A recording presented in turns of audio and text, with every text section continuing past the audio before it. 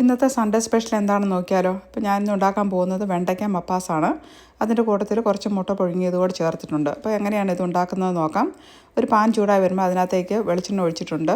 എണ്ണ ചൂടായി വരുമ്പോൾ അതിനകത്തേക്ക് കുറച്ച് സവാള ചെറുതായിട്ട് അരിഞ്ഞത്, ഇഞ്ചി, വെളുത്തുള്ളി, പച്ചമുളക് ഇത്രയും ചേർത്തിട്ട് നമ്മൾ നന്നായിട്ടൊന്ന് വഴറ്റിയെടുക്കുക. കുറച്ച് ഉപ്പോടെ ചേർത്തിട്ടുണ്ട്. അതൊന്ന് വഴന്ന് വരുമ്പോൾ കുറച്ച് കറിവേപ്പില കൂടെ നമുക്ക് ചേർക്കാം. അപ്പോൾ ഇതൊരുവിധം ബ്രൗണായി വരുമ്പോൾ നമ്മൾ വെണ്ടയ്ക്ക 4ആയിട്ട് കീറി ചെറുതായിട്ട് കട്ട് ചെയ്താണ് കേട്ടോ. അത് ചേർത്ത് നമ്മളിതൊന്ന് മൂടി വെച്ച് കുറച്ച് സമയം ഒന്ന് വേവിക്കുന്നുണ്ട്. ഒത്തിരി സമയം മൂടി വെക്കണ്ട. അപ്പോൾ അതിൻ്റെ അകത്ത് അതിനൊരു വഴുവഴുപ്പുണ്ടല്ലോ, അതൊക്കെ വരും. അത് ഇങ്ങനെ നമ്മൾ ഒരു കുറച്ച് സമയം ചൂടാക്കിയതിന് ശേഷം നന്നായിട്ട് അതൊന്ന് വരട്ടിയെടുത്തിട്ടുണ്ട്. ഇനി അത് പാനിൽ നിന്ന് മാറ്റുകയാണ്. ഇതിനി നമുക്ക് കുറച്ച് തേങ്ങ ഇതിനകത്തേക്ക് അരച്ച് ഒന്ന് അരപ്പൊന്ന് മൂപ്പിക്കണം.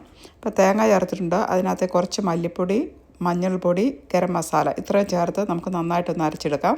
അപ്പോൾ ഇത് നന്നായിട്ട് അരഞ്ഞ് വന്നിട്ടുണ്ട്. ഇനി നമ്മൾ ആ പാനിനകത്തേക്ക് കുറച്ച് വെളിച്ചെണ്ണയോട് ചേർത്തിട്ട് ഈ അരച്ച് വെച്ചിരുന്ന അരപ്പോട് ചേർത്ത് നന്നായിട്ട് അതിൻ്റെ വെള്ളം വറ്റുന്ന വരെ ഒന്ന് മൂപ്പിച്ചെടുക്കണം. ഈ സമയമാകുമ്പോൾ അതിനകത്തേക്ക് ഒരു തക്കാളി ഉണ്ടല്ലോ, അത് ചെറുതായിട്ട് അരിഞ്ഞിട്ട് അതുകൂടെ ചേർത്തിട്ടുണ്ട്.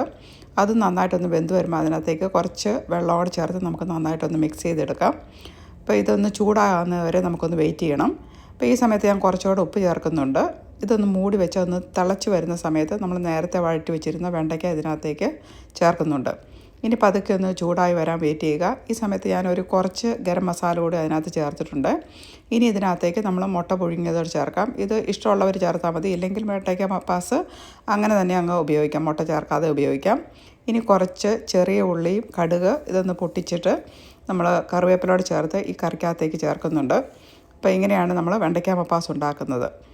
അപ്പം നല്ലൊരു കറിയാണ് കേട്ടോ. ഇത് നമുക്ക് ചോറിൻ്റെയും ചപ്പാത്തിയുടെയും ഒക്കെ കൂടെ കഴിക്കാൻ പറ്റിയ നല്ല ടേസ്റ്റി ആയിട്ടുള്ളൊരു കറിയാണ്. നമ്മൾ ചോറെടുത്തിട്ടുണ്ട്. അവിയലാണ്, ഞാൻ നേരത്തെ അവിയലുണ്ടാക്കി വെച്ചിട്ടുണ്ടായിരുന്നു. പിന്നെ മീൻ കറിയുണ്ട്. അപ്പോൾ ഇതെല്ലാം കൂടെ കൂട്ടി നമുക്കൊന്ന് ചോറിനാം. അപ്പോൾ ഈ ഒരു കറി ഉണ്ടെങ്കിൽ അത് മാത്രം മതി കേട്ടോ. കൂടുതൽ കറിയുടെ ഒന്നും ആവശ്യമില്ല. ഒന്ന് ഉണ്ടാക്കി നോക്കാം.